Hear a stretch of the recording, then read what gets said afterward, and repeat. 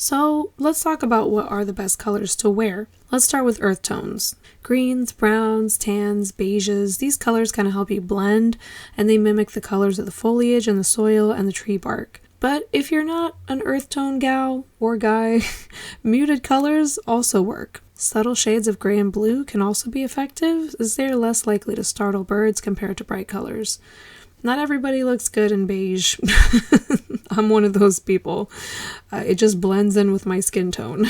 So I'm not too keen on browns or beiges. I look good in green, but I like the soft muted colors as well.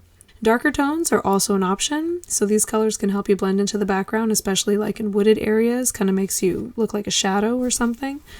And of course, camo clothing, you see a lot of people doing that. If you prefer, you can wear camouflage patterns that can really also help you blend with the environment, making it less likely for the bird to notice you. So what are some colors to avoid while you're birding? Fluorescent and neon colors, obviously, so hot pink, bright yellow, electric green can also be very noticeable in natural settings, and they could scare away birds and make them skittish. White is also a bad color while birding. White reflects a lot of light and can easily catch the attention of birds, especially in dimly lit environments like forests. Shiny fabrics, you'd want to avoid materials that are shiny or like metallic tones. They can create a glare and draw attention to you. You also want to avoid like bold patterns, loud prints, and stuff like that. So clothing with large bright patterns can visually distract and may disturb the birds, particularly when trying to observe them closely. Some other things to consider.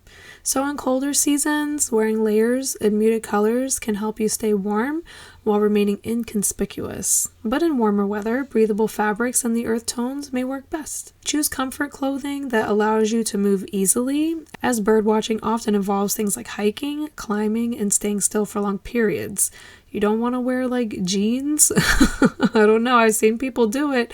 But I'm all about the dry fit tank and, like stretchy shorts or the dry fit shorts, workout type clothes, moisture wicking fabrics. That's kind of what you want to opt in for, especially in warm weather like Florida. When it comes to footwear, you want to wear like neutral colored, sturdy, sneakers or hiking boots, depending on what you prefer. If you're hiking in areas like beaches and, beach parks and trails like I do, yeah, I do wear my Croc sandals. I totally do wear flip-flops when I'm hiking sometimes, a lot of times, just because I'm hiking through sand and I don't want it to get in my shoes.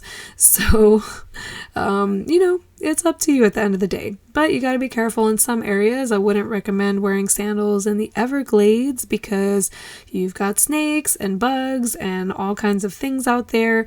I definitely wear sneakers when I go to the Everglades. But if I'm at like a beach park locally in the Keys, I'm definitely wearing sandals. So if it's like August, like now, yeah, I'm definitely wearing sandals. So those are some recommendations. So when it comes to like accessories, like hats and sunglasses, a wide brim hat in a muted color can protect you from the sun while also providing some shade and some better visibility when looking up at birds. Sometimes I wear a visor. If it's really, really hot, in certain places and there's no shade, I will wear like a big old wide brim hat or something. And then polarizing sunglasses can also help reduce glare when observing water birds. But it's kind of hard if you're doing photography as well. So, you can figure out what works best for you based on what you're doing. You can bring a backpack or a bag. I like fanny packs. That's what I use most of the time. Backpack will tend to start hurting my shoulder blade or my back. It'll kind of start pulling. So I don't always do a backpack. But it just depends how far you're hiking. I don't tend to take super duper long hikes. Just because there's a lot of factors involved of why I don't want to do that. I get anxious when I get a little bit too deep in the scrub. I'm like, what if something happens to me? Nobody will know I'm out here, or what if I have an asthma attack or something? So I don't go super deep, so fanny pack is enough for me because I'm still close enough to my car. So if I need to get back, but some people like to bring field guides, but nowadays you can just look at stuff on your phone in an app so you don't have to lug everything around. I like to use my field guide when I get home. You definitely want to have your binoculars and probably your camera. Most of us do cameras, but some people just do binoculars. I do both.